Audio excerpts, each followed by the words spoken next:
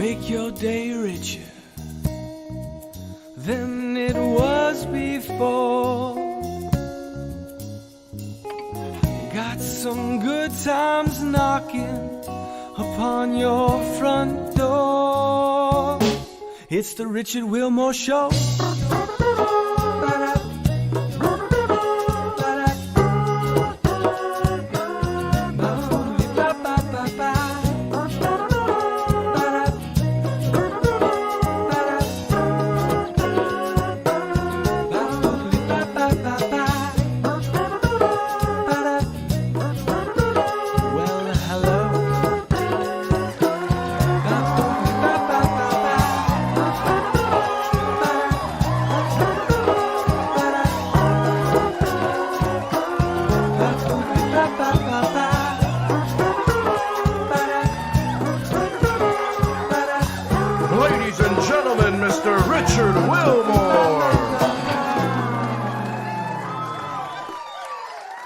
I'm excited to have you here. I am the worst at keeping plants alive. Every year I buy basil and herbs, and I'm like, this is it. I'm going to plant them, and then 2 weeks later they're dead. So I wanted to invite you here to show everybody kind of how to do something and make it pretty and hopefully make it last a little bit longer than I can do. So tell everybody, introduce yourselves, and tell everybody where you're from. Do you want to start here? I'm Riata Robledo. I'm co-owner of Thea Judy's Blooms. And I'm Thea Judy Mello. Love it. And you're a new company here in San Antonio, yes? Yes, barely getting started. We won't open for a little while, but we're just trying to get the name out there. And what made you decide to start? You had a garden full of flowers and you were like, we should sell these. Absolutely. I mean, that's pretty much what it was. I mean, every time we made a bouquet, it just really sounded off with the people who we gave it to, and it felt like the right thing to do. And you know, why not bring a little more sunshine to the south side? And they're so cute. The you've been posting, and that's what drew me to them, because they're also bright and they're fun, and I was like, I want to be a part of that. So what are we doing here today? Today we're going to set up a bouquet, maybe a couple of different ones actually. We've got a couple of things we pulled from our home garden as well as the flower farm itself. We've got a couple varieties here, but we just wanted to put something together that would look nice in anybody's centerpieces. And are these all, I know nothing about anything, so these might be really weird questions. Are these like summer flowers, fall flowers? Is that a thing? There's definitely that. That's definitely a thing. But I think the zinnias, for the most part, the majority of what we have, I mean, they've been blooming like crazy since the start. I want to say mid-spring, they kind of really started popping up, and they're still going strong here into late fall. So we'll see how they do. I'm sure the freeze will kind of let them die down. And that, of course, depends on where in the country you are. Absolutely, yeah. South Texas, I mean, we really get a lot of the heat year-round. So they do really well as long as you keep cutting them. They just really like to keep reproducing. Are there things that people can plant in the fall and winter here? Definitely. A lot of different websites, or just even if you look at the seed packets, it'll let you know when your planting season is, whenever they're going to start blooming. It even lets you know how deep and how far away from each other they need to be planted. But zinnias are a really great starter plant because they just produce and they look beautiful. These are beautiful. So I'm excited to get them in vases. All right. Okay. What we like to do first is separate them by color, just so we know what we're getting into. Okay. And I like to start with the biggest, the longest I have, which is this one. It's pretty. What is that? That one is a cosmos. I think a cosmos, yes. Yes, that's what I was going to say. And we always take off the leaves, because the leaves are not all the leaves, just what's ever in the bottom, because that's what drinks most of the water. And then your flowers will end up dying faster. Oh. So then you just continue in a little rhythm. Of course, this has a lot of. And you just pull them off like that? And you just pull them off with your fingers? Pull them, yeah. I mean, flowers are a lot more pliable than you think they would be. I used to be really scared to touch them, that I'm going to rip them apart, but they really resist a lot. And I'm going to continue what she talks. Okay. And we just continue to take them off, because they will drink all that water and you end up with no water and dead flowers. Not the point of it. Not the point of it. At all. And you just keep going and keep turning around. And you just pick what you like. I mean, it's kind of that easy, right? Simple.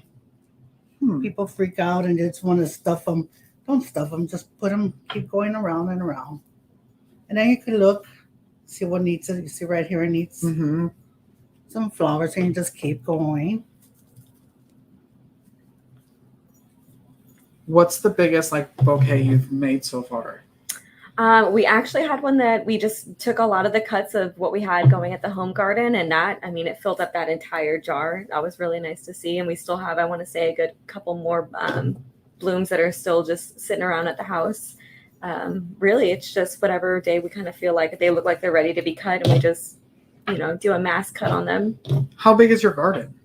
Right now, oh my gosh, size-wise, I couldn't even tell you. I want to say a little bit smaller than a football field, definitely smaller than a football field. But with the different areas that we're going to keep growing and plotting around, we're going to have a lot of space to be able to put a different varieties around the yard. I have a big yard. Huge. It sounds like it. 2 lots. My gosh. How, what's the plan then when you, like, where will you be selling these? How can people actually go order them or buy them, or where will they be available? So right now, strictly online. We've got our Instagram and Facebook where people can reach out to us and place an order. Come springtime, once we're fully open, we'll be able to have people actually come into the garden, look around. We'll have some interactive art spaces where they can come and take pictures at. Just Where TV shows can come and film yes, again? Yes, absolutely. You can do live from the garden, live from the farm. But really, we're just excited to be able to, have people kind of get into the ground and look at it and kind of see it as it grows. It's so, no pun intended, as it grows. Yeah. That's so pretty. Is there, like, depending on the size of the container? Oh, that's a good question. Thank you. What's the answer? Okay, the container has a lot to do with it. Yeah, You see, this one has a little bitty open spot, right? So you're not gonna get too much in there. So you got to get the what's blooms more. Like this would probably be pretty in there. And you always try to go the same size, long as it's the double size. Oh, okay. So about right there. Of course, right now we have a lot of different sizes, and it might not be as long as we want it. But for now, this is what we have. It's good enough for my show. Are you supposed to, I know, like, when you buy them, when you order them or whatever, you get delivery, you're supposed to, like, cut them underwater and at an angle. Is that a real thing? Yeah, bias cut is preferred just so it gives it more availability to get the water into it. With ours, we found that if you change out the water daily, it lasts up to like over a week and a half. I've seen them up to 2 weeks and they still look somewhat lively versus, with other HEB flowers or store-bought flowers, you've got to add in the flower food, the powder into it. These don't take any of it. We're completely organic, no pesticides used at all. It really is just the earth and the flowers, and makes it really beautiful to see that they're just locally made and not, mass produced. These would be so cute for like Thanksgiving on your table. And how easy. Yeah, we're moving into fall, so you kind of see a lot more of the gem tones kind of being used versus like summer. You just want really bright flowers, a lot of green. Here now we're kind of moving into that area where you kind of like seeing a lot of that autumn scale, and it just looks really nice together. That was coming out. I love that. I love like the different heights. Yeah, that's what I was looking for. I just wanted to add one so I can contribute. Can I add this one? I like this one. Yes, the longer. Look at that. Isn't so it cute? And we've got the zinnias growing in all different sizes. Sometimes they come in these little buds, and other times they come all huge. I'll just try and make you room. Uh-oh. Just like that. And then, of course, right here it looks kind of bare, right? So we're just going to add a little bit Put that up against the wall. It's like the Christmas tree. Like there's always one part of the Christmas tree that doesn't look the best. No, we fill it up.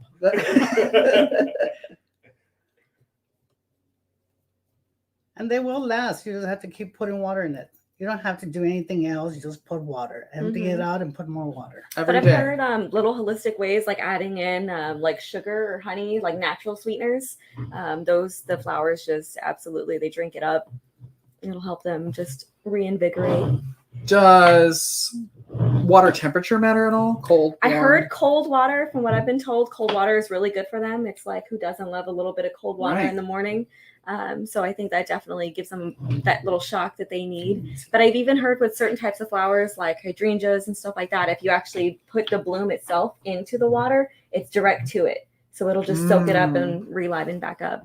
Oh, not that one. Well, that's not gonna fit too many in there. That was the perfect answer to my question of how many can you throw in a vase. So they don't fit Until anymore. they start breaking. Then it's time to, I like this one, the way it's like curving out of I I there. know, aren't That's those so the cool. funnest ones when they actually have like a little bit of character to them and they just kind of go out their own way? This one we'll call airy. I love that we name them. You put a little bow in it and perfect. I love it.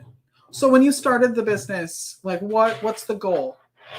I mean, the And goal. why did you start it? You said before kind of that you wanted just sunshine everywhere and color Yeah. for everyone. Absolutely. I mean, there's just a lot changing in the area that we live in, and just to be able to, bring a business that doesn't take away from the land, but actually adds to it. I mean, that's Mhm. really important, as well as being able to give, the community some engagement and being able to provide, adults and even children an outlet to be able to grow and to love gardening. I mean, how does that not benefit everybody? Right.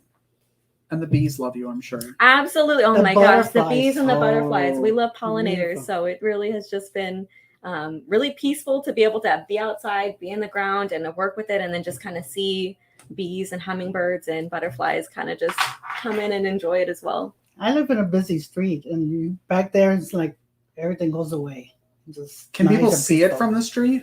Not yet. Not yet. Luckily, we kind of want to be able to keep that Yeah. separation from it. I mean, it's nice that, once you kind of turn a corner, you're like, wow, where did I show up at? Where am I at?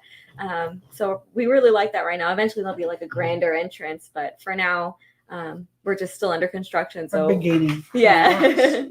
I mean, of course, you should go buy your flowers from them. But let's say I am home and I maybe want to have a plant. What are your recommendations or your tips for newbies who kill every plant they I have? mean, air plants are always the way to go. Are Your those the ones that are- succulents, your aloe yes. vera. I mean, those are always a go-to. But They I'm a don't die. huge, yeah. Marking that down. That's okay. Good. They'll die and Yeah. they'll come back up.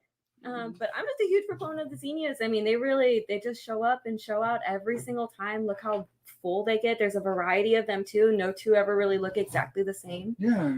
But they really do bring a lot of sunshine to your life. What about like seeds versus like going and like buying a plant at your local Yeah, I mean, home and should you plant your own? if you want instant gratification, starters are the way to go. They're already there. They're already buds going. But I mean, seeing something come from seed is Yeah. totally different. That's your hands and the dirt. I mean, there's nothing that beats that.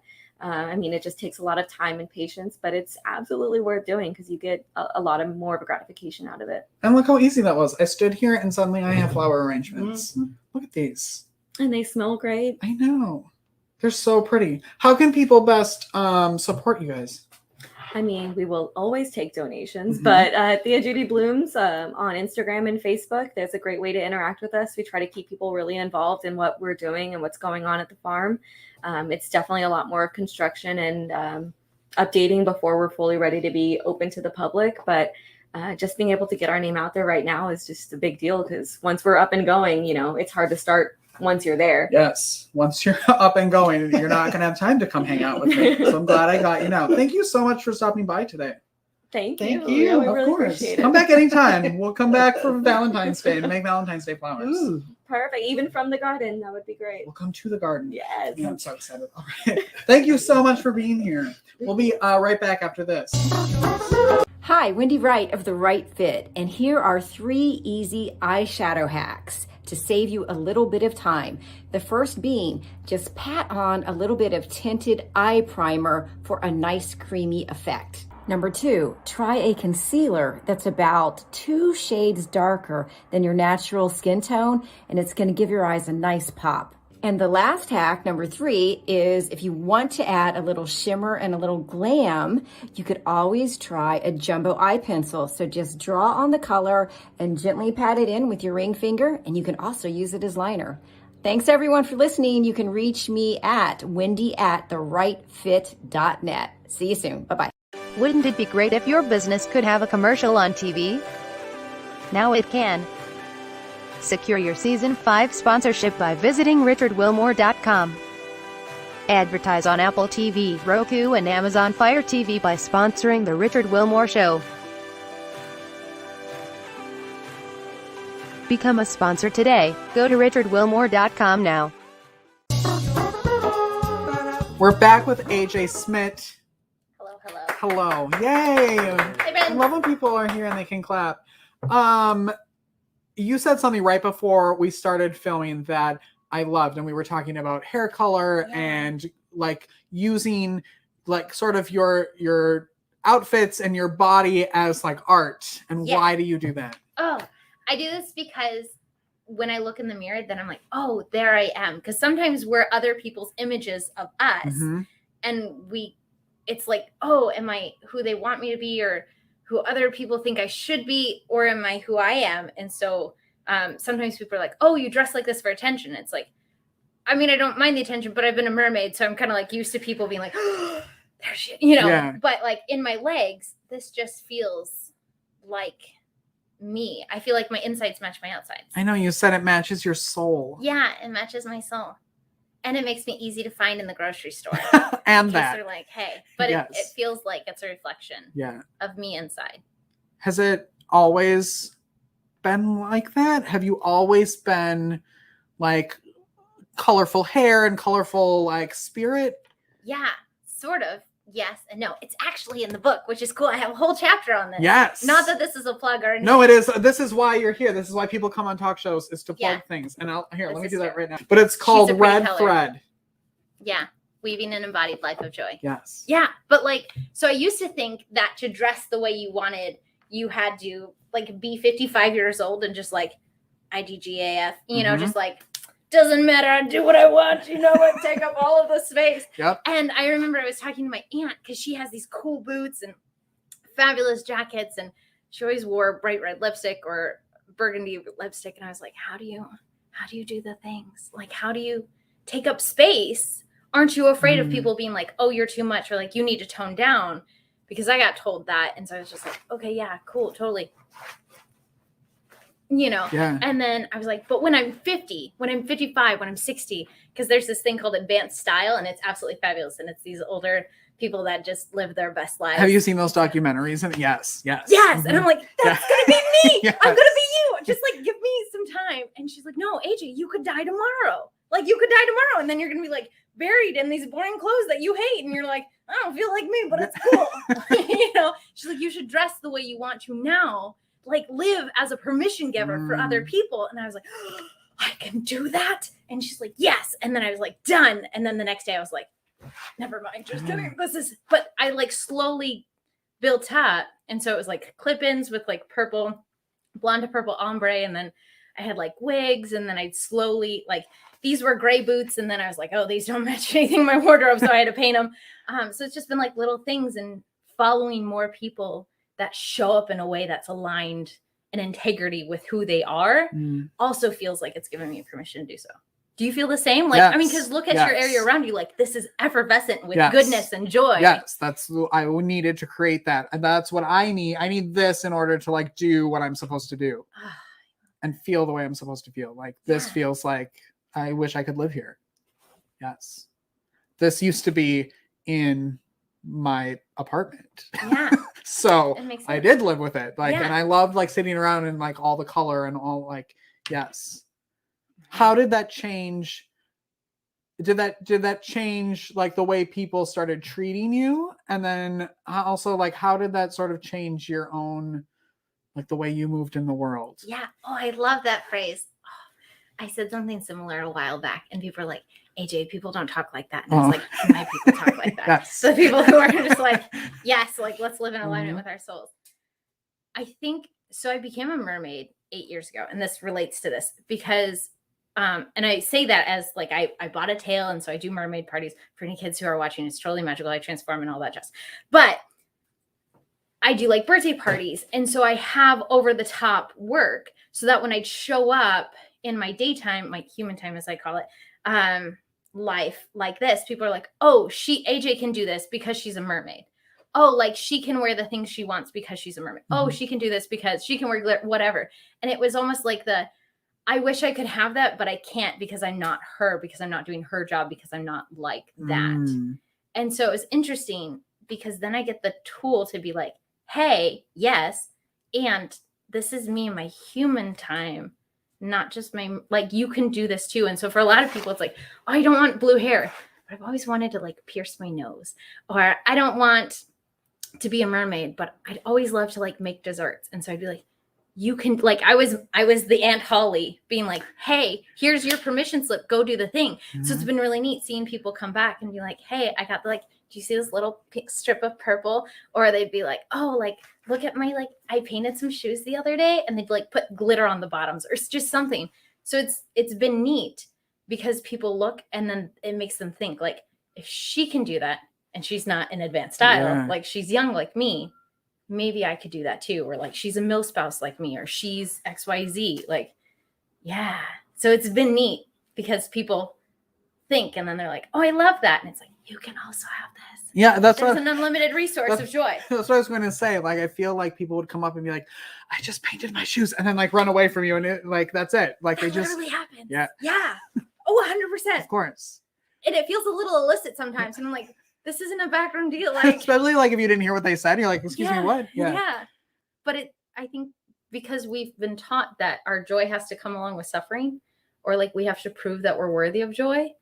And so sometimes it does feel illicit to just be happy in the moment. And this isn't a cutting off of emotions, which we also talk about, but like an allowance of allowing yourself to feel good for no other reason than just because you can, because something makes you happy. Yeah. If it makes you happy, you know? Yeah. I mean, I don't think we have the license to that song, so don't sing it. Oh, that's true. I'm so sorry. Yeah. But I think don't like sue one us. line is fine. Yeah. Is that then when you were like, I need to write a book?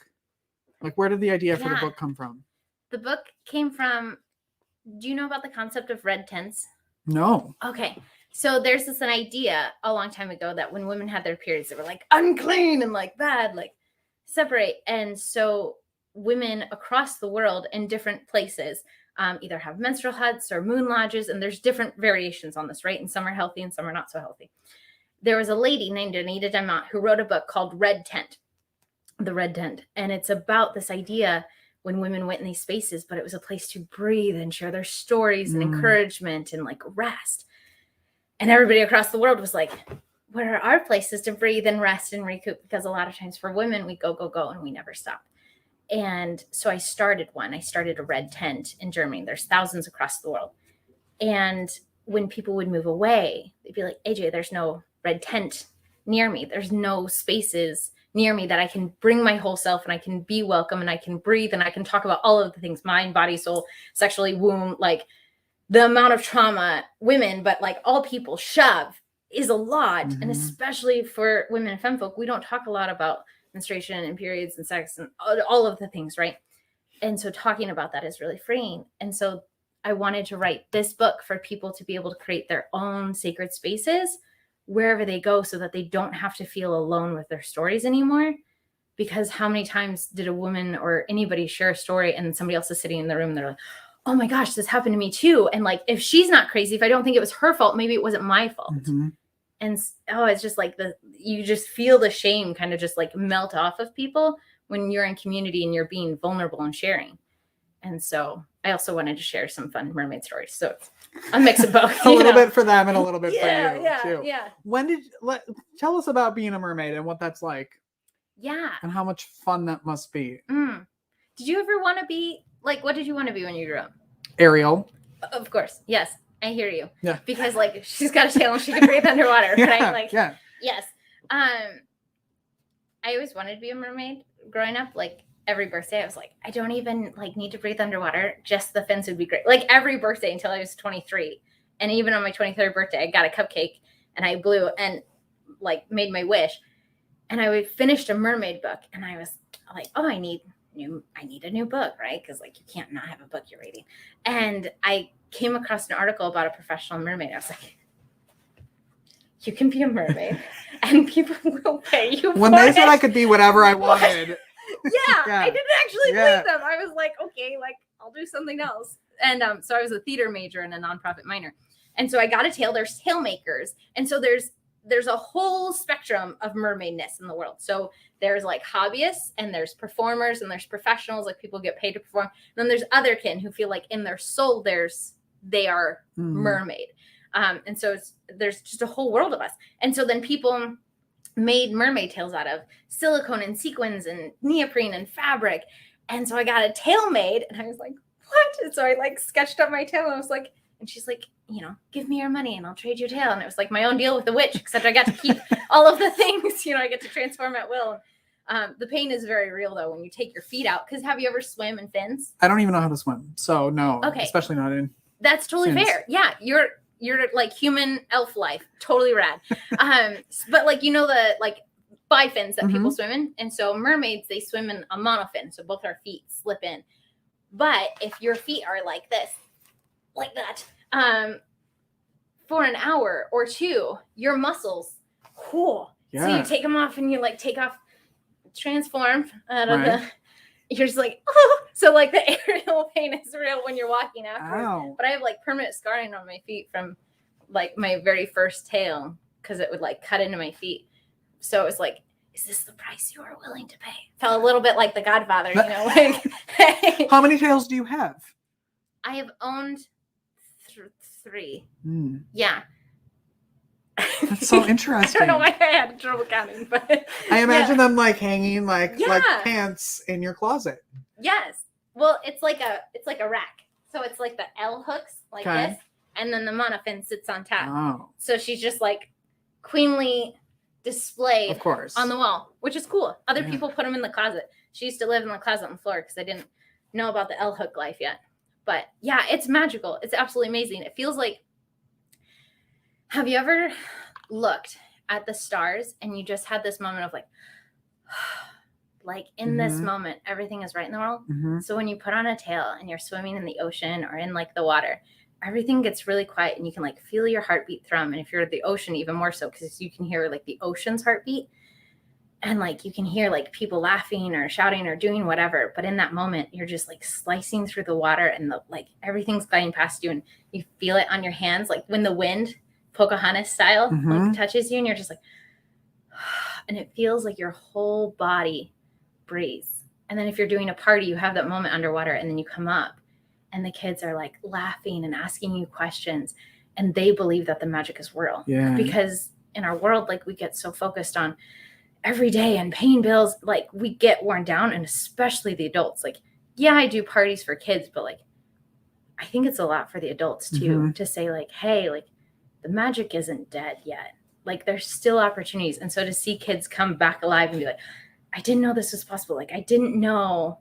And to teach them to call it in the ocean, and teach them, you know, they put a wish into a mermaid crystal at the end. I tell them, like, sometimes our wishes don't come true. Sometimes we have to work hard for our wishes, you know, but to give that possibility of permission. Yeah. That's what being a mermaid is. Yeah, and to see like adults sort of be a kid for a minute and like Yeah. have that like energy. Yeah. That could be so fun. Where can people get the book? And who would you say the book is for? Yeah. So people can buy the book anywhere online books are sold, which is wild. I didn't know I was going to be at Target until like launch day. And somebody's like, oh yeah, I just left a review at target.com. And I'm like, I'm sorry. For what? What? And yeah, so, but if they want a signed copy, they can buy from my site, which is thejoyweaver.com. And, but yeah, Barnes and Noble, Books A Million, all that jazz. And the book, it's written for women and femme folk. And I have had men read this book and they're just like, I didn't even think about this stuff, because we're not having the conversation with men about emotional support and integrity of alignment in their bodies. Like that's being very much like a woman femme centered space. But we need to have these conversations with everybody, because when we're all in alignment and we're acting in integrity, then we're not lashing out or like having our heart wounds, you know, places that we've believed lies, be like, come at us. And we can talk at an even level because we have the tools to do so. So I think this book is for anybody who wants to cultivate sacred space within their souls and within their community. Because yes, I lead Red Tents with this, but I also lead the Joy Guild with this, which is a membership group for all genders. And then we're going to start having Red Thread Tents here in San Antonio for all genders too. And so we're just going to switch monthly, because I think having that femme-centered space is really important to talk about everything. But I think creating a bigger conversation of allowance to be vulnerable in a sober space where you're owning all your words and you're asking for what you need is really game-changing. Wow. Yeah. I want you to come back Yes, I would love all to. the time because I feel like we have a lot to talk about. The book is called Red Thread, Weaving an Embodied Life of Joy. Yeah. Go to her website as well. And So you gave us there's a a whole signed plethora of copy goodness. of this I that we can give did. away to someone on Instagram. So make sure you like this We'll post. celebrate. Yes, go on Instagram and learn how you can win a signed copy of that. AJ Yes. Smit, This has been a pleasure. I love having you here. Thank Come you. to every taping, please. I could do every other. Okay, good. Okay. We'll be right back after this. Thank you so much. My pleasure.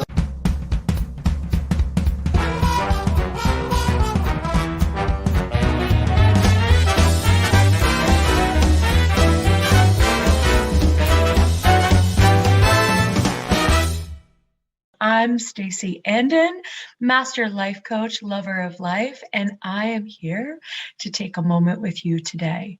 So often the world right now is busy and spinning and lots of things going on. So if you just take 5 seconds with me, close your eyes, put your hand on your heart, breathe in, breathe out, and allow yourself to be in this moment. That you can do anytime, whether you're driving, not with your eyes closed, obviously, but driving anywhere you are where you're feeling a little bit out of sorts, come back in and take that 5 seconds. Have a beautiful day. It's the Richard Wilmore Show.